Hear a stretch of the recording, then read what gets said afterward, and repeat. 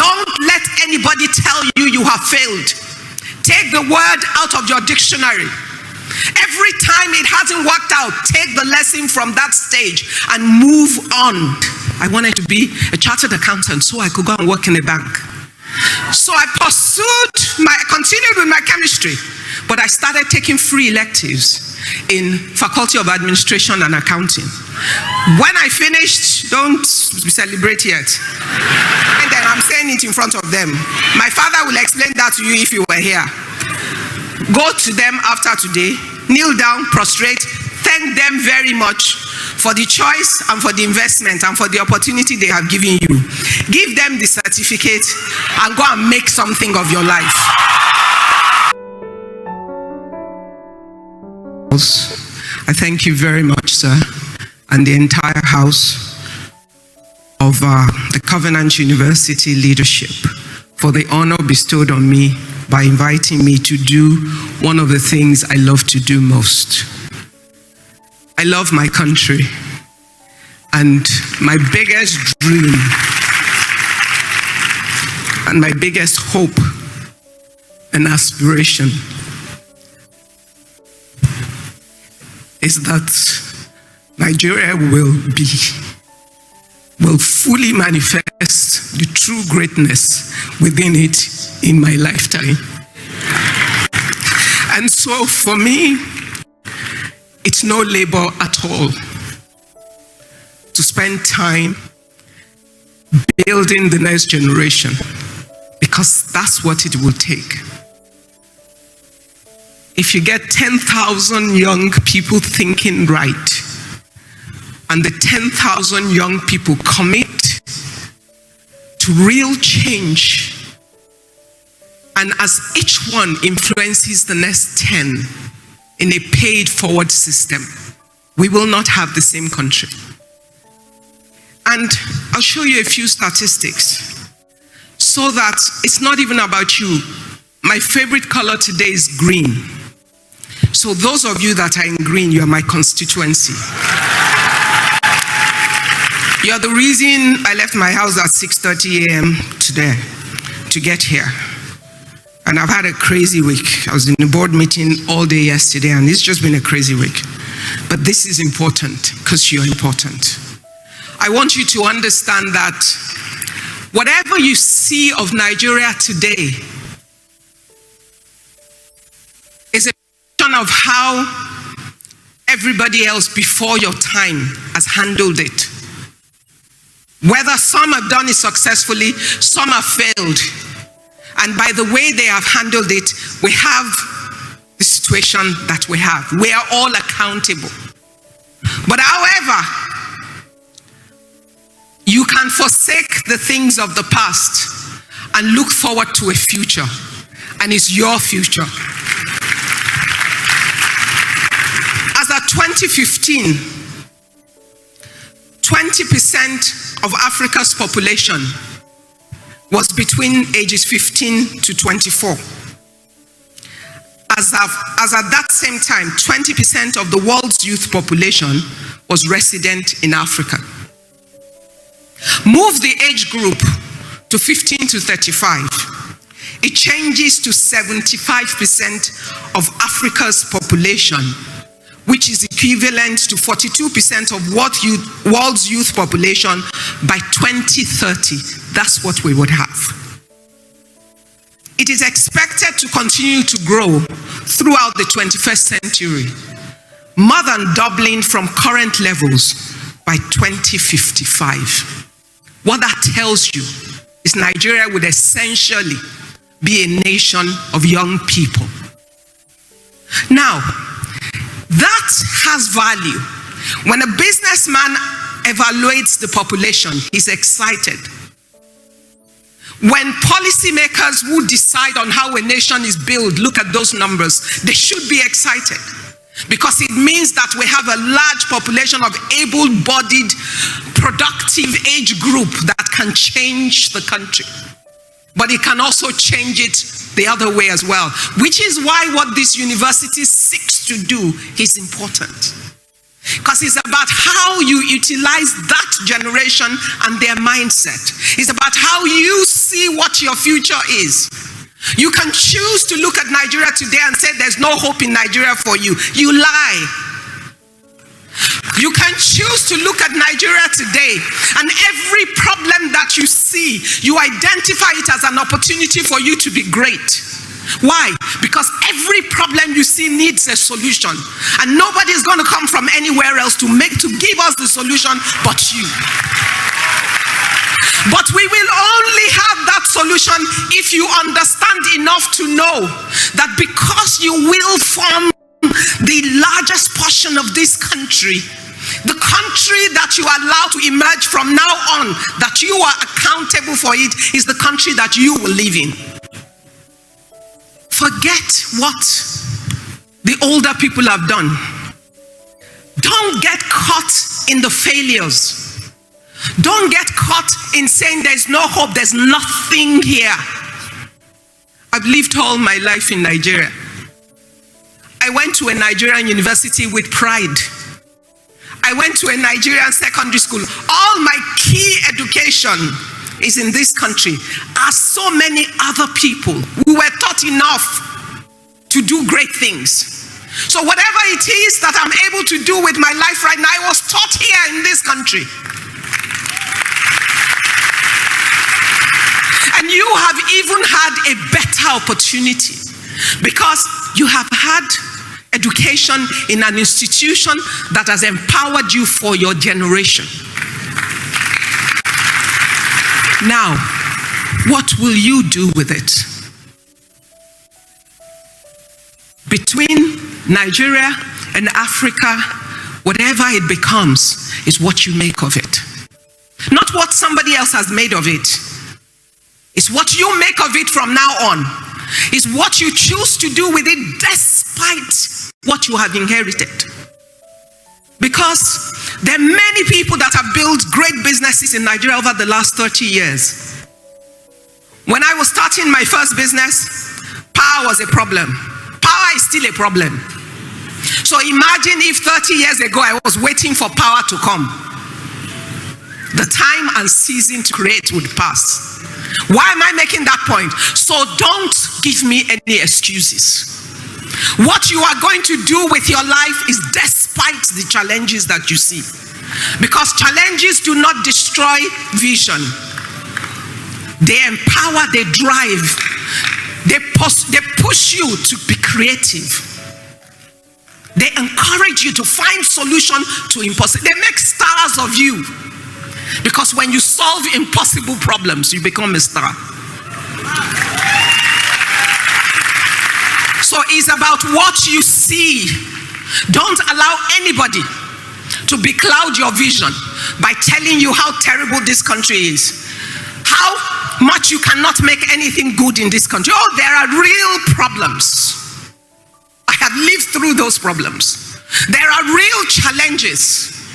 There are real things that will seek daily to stop you. But there's nothing big enough to stop a driven, ambitious, persistent, tolerant, God-driven human being.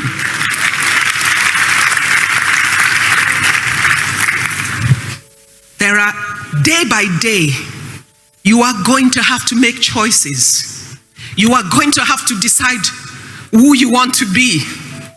You owe it to yourself to have a sense of the purpose of God on your life, to have a sense of the vision of who you think you are and where you want to go, and to commit to the process of protecting that vision by persistently and consistently moving the cheese, by never allowing circumstances to overcome and to overwhelm you, by knowing that you will have troubles.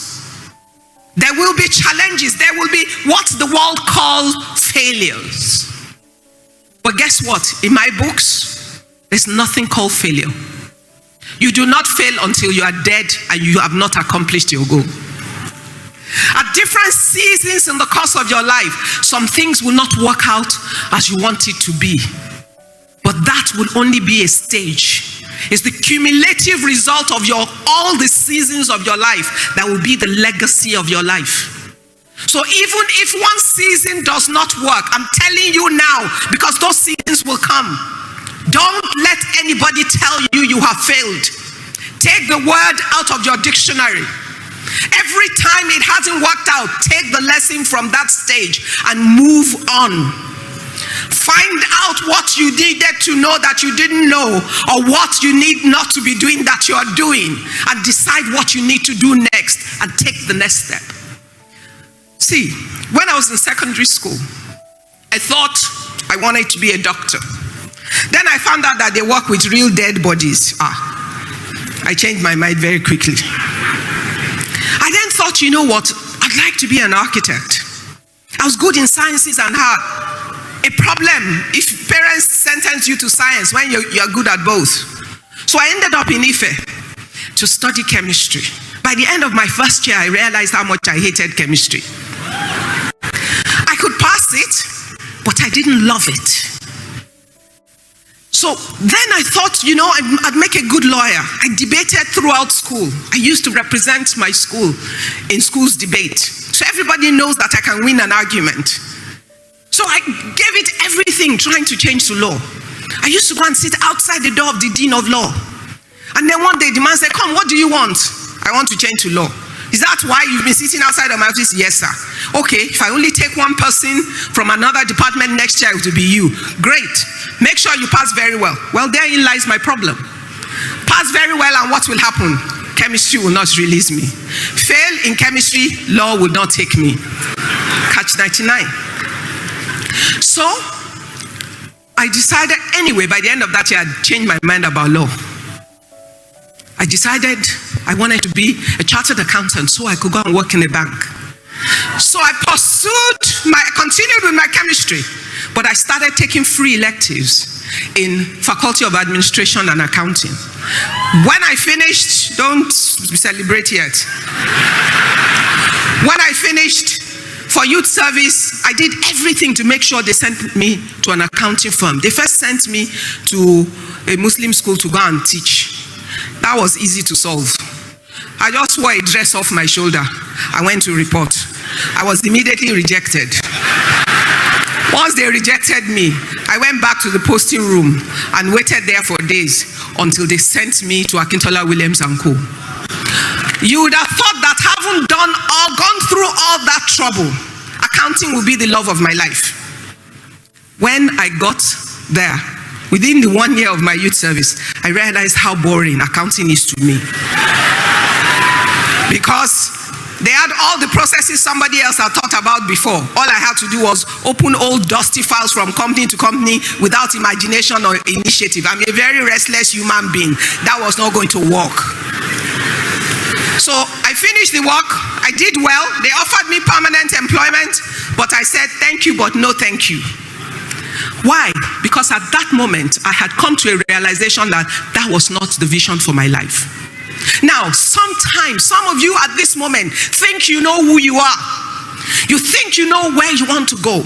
It's good to have an idea and have a sense, but be open and be flexible.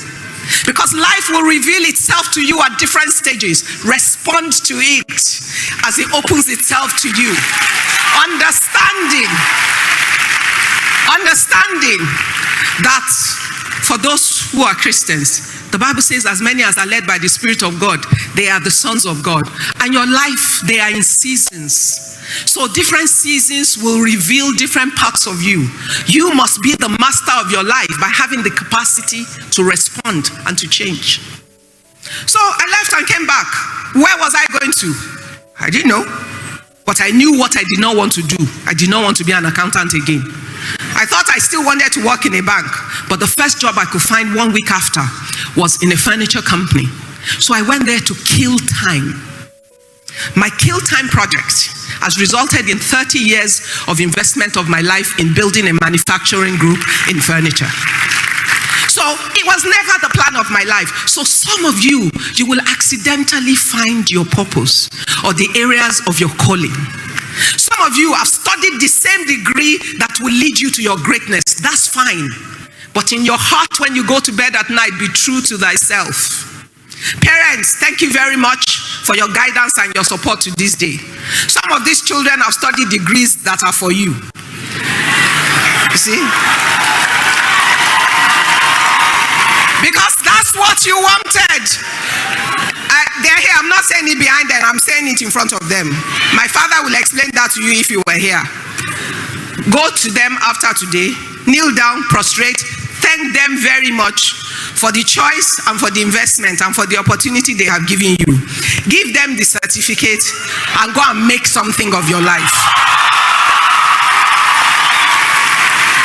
What has your education done for you? Your education has empowered you. Your education has opened your mind.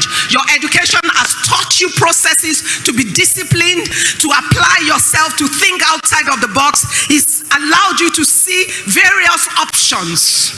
But it does not define everything that you will be. It is only an enabler of where you can go to.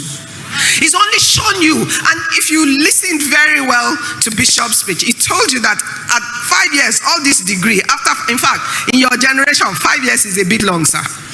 Every year or two, your education becomes what? Outdated. Because things are changing fast in your generation. So you need to be on top of it. You must be open to knowledge. You must continuously learn. But more than anything else, you must apply your talents combined with everything you have been taught. Now, the certificates and the education has its place. But guess what? The real things that will separate you outside: your character, your personality, how you handle human beings, your ability to respond to situations, your ability to be creative in every impossible situation, your ability to engage with human beings with respect and a sense of dignity, knowing that every human being, rich or poor, small or big, counts. That not your neighbors, not the son of the minister or the son of the governor that you know, no. That the son of your house help, the son of your father's driver, that the gatesman in your house, every single human being that you will meet will count in your life, because you do not know where you will meet them again. Human beings are mobile. They change form every season. Thus, the rich or the poor man at your gate could have an exceedingly smart, naturally smart son who does not have the opportunity, but who is able to apply for scholarship into Covenant and get through it and apply through British Council for a scholarship to Cambridge, and comes through it and comes back and is the only graduate from their segment of their state. And when they're allocating something for their state, he becomes the star. And before you know it, he's sitting in a place where even you, with all your opportunities, you haven't sat. But if you did not greet him well before, because you think you belong to a certain social class, then you have missed the opportunity of a lifetime. Because human beings are mobile. You must treat every human being like a treasure of God that they are. Everywhere you will be in life, every place you will go, there will be a man or a woman speaking for you or against you. And it will be about when they encountered you, what legacy you left with them. So in your walk of life, realize that human beings count. And it's not about who they are now. It's about who they can be that you do not know. Because even you do not know just how far the Lord will take you or the places you will sit. You will have a sense of it, but time will always unfold and reveal many things about you. There's something I want to take you through. It was written by Gandhi. One of his things that was important to him, he said, don't seek wealth without work. Don't. The fact that you see many people that seem rich around you, but you cannot account for their wealth, don't seek to be like them. Because we know many that have come and have gone. Those kind of wealth do not last generations. They do not even last decades. They come today, they disappear tomorrow. When you search the Bible, you will see how the palm tree and the grass, I shall not turn this into a sermon. Do not seek pleasure without a conscience. Whatever you think will give you joy, don't do it at the expense of another. Be careful, Because human beings, people count, people matter. Have pleasures of life that is comfortable and good, but allows you to still be accountable for how you influence or affect the lives of others. Do not seek knowledge without character. What they've taught you here is knowledge with character. Because it doesn't matter if you got first class. If you're a man that cannot be trusted, you will not go far. It does not matter how brilliant or how smart you are. With all the brilliance and the smartness, if you commit a fraud in a bank, you will sleep in jail for many years. It doesn't matter how great you are. They tell you that a tiny hole can sink a ship.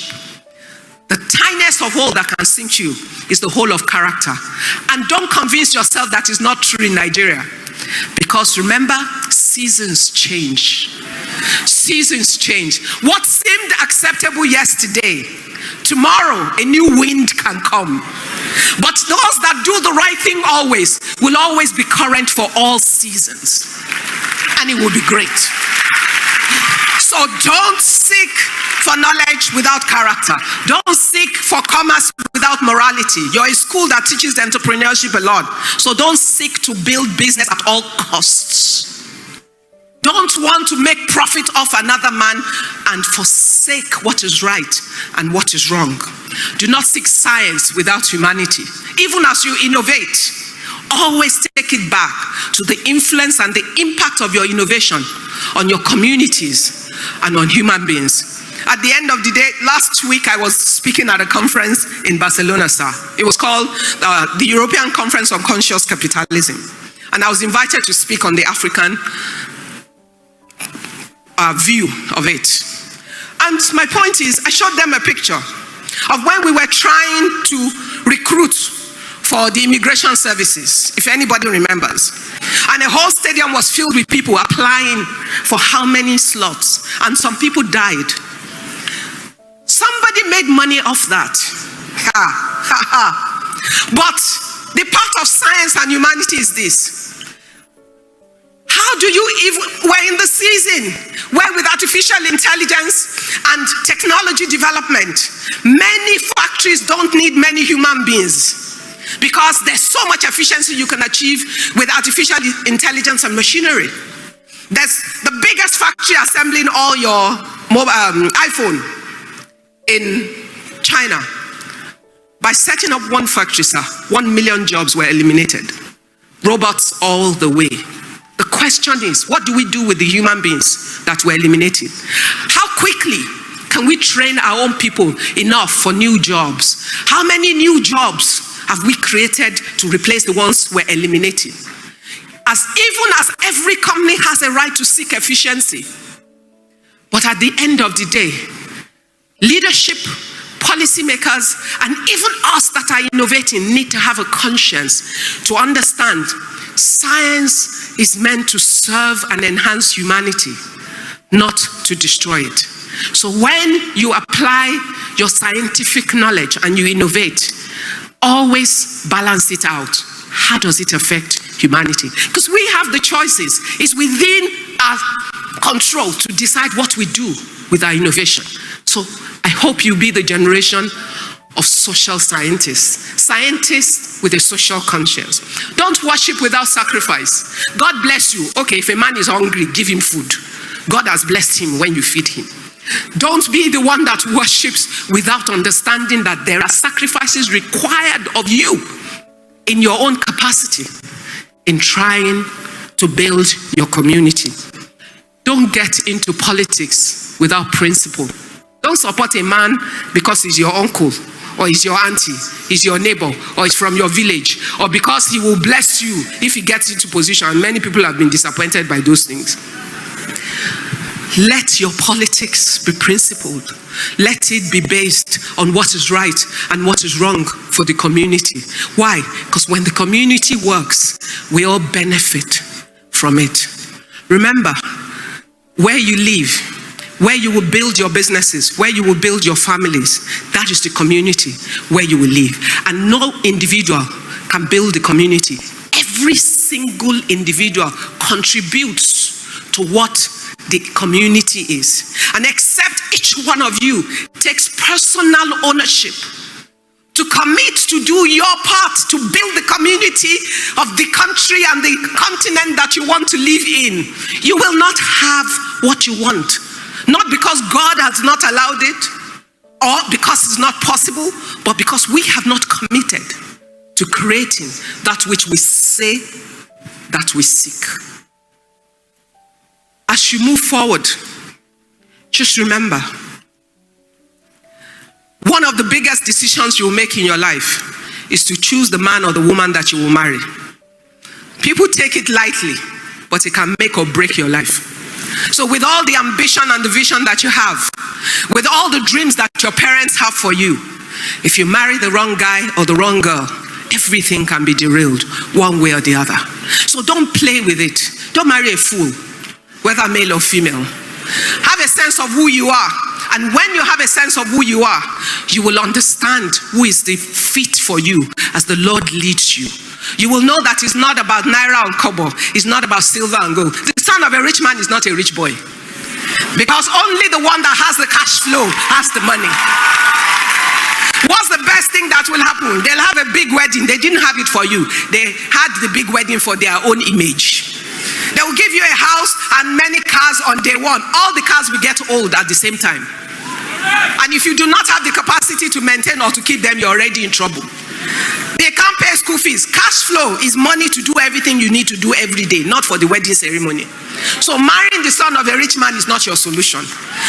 Seek to find the bone of your bone, who can accommodate the vision and the ambition in your heart as a person, who can be an enabler for you to emerge, who can encourage and support you. It might not look like it right now, but just understand that people manifest in what? In seasons. Don't allow anybody to deceive you. Look for a man that fears the Lord, a man who is responsible and right thinking. He has vision and he has ambition. I guarantee you, he will show up somewhere and you will be glad you met him.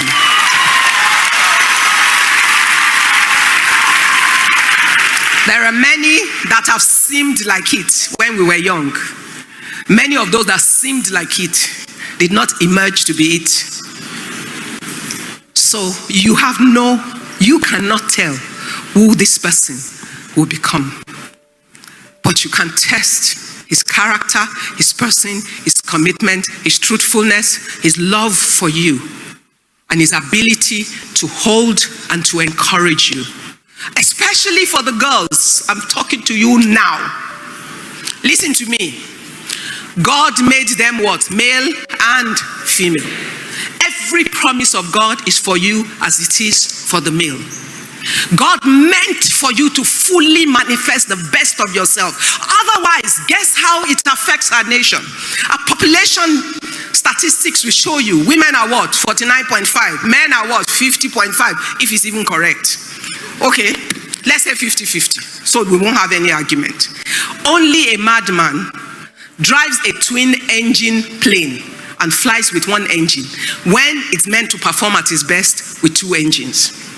When a nation has a population split of 50-50 and does not maximize the capacity of its women's fold, it limits its own productivity as a nation.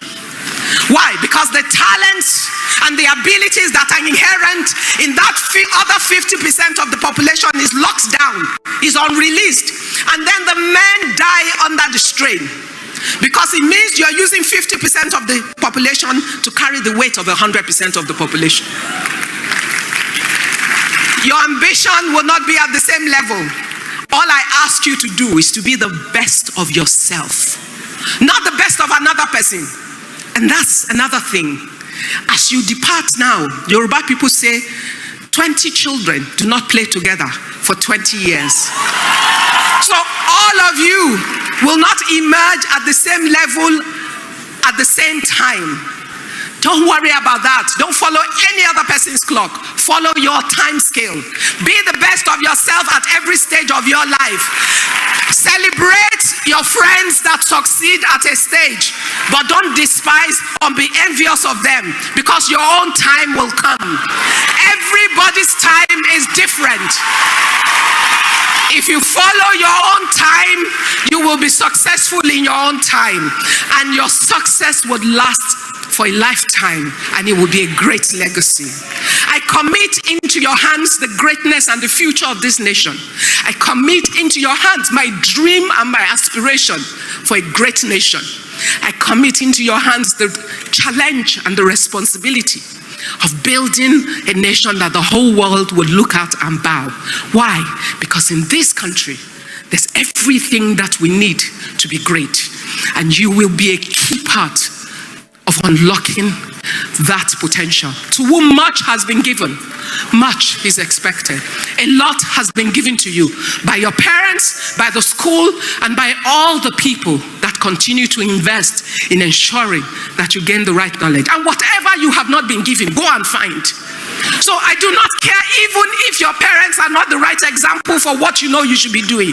You have a responsibility to make the right choice. So don't give me an excuse. You are in the generation where you can seek information and support. You can seek enablers. And you can move the world and show the entire world that we do not need our people to die in the Mediterranean Sea. Nor do we need anybody to call us a shithole nation, because we're not. You must understand there is greatness in this nation, and it must emerge, and the responsibility is yours. Thank you.